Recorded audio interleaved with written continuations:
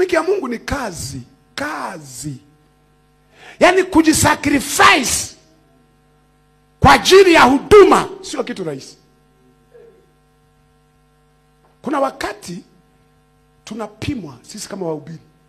Mtu anakualika, pastor naomba uje, ila hatuna nauli, hatuna nini. Utakachokikuta huko labda chakula, na utakula tutakachokula.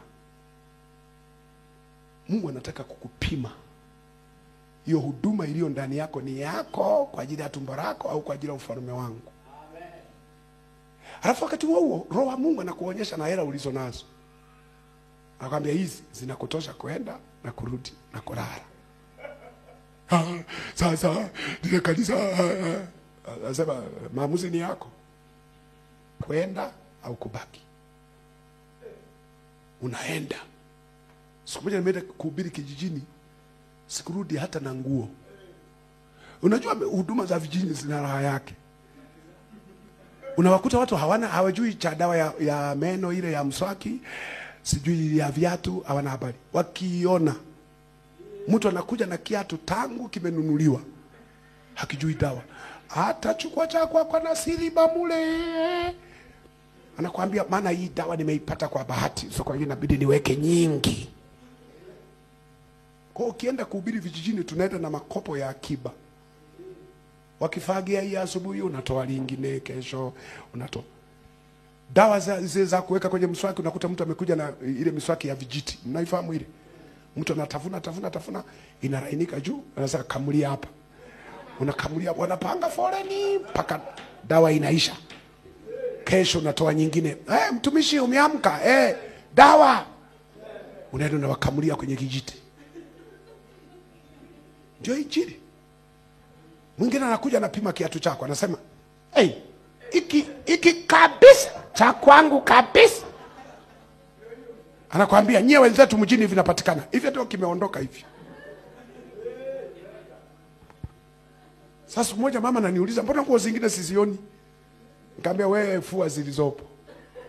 Hizo zingine wamejichukulia wenye nazo. Yaani mtu anasema nimepima hii mchungaji, hii inanitosha hii.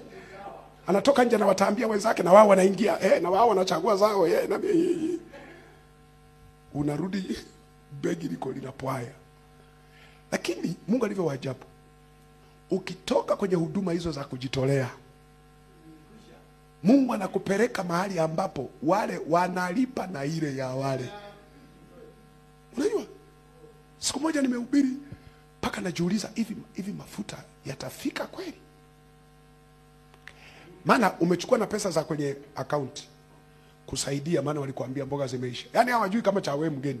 Sasa pastor, hapa watu hawana mboga, hawana nini.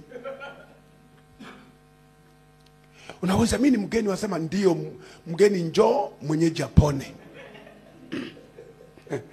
Unahamisha pesa kutoka benki kuingia simu, unatoa wananunua kesho tena. Sasa unarudi nyumbani, unaendesha gari huko, unasema Mungu saidia haya mafuta. Saidia.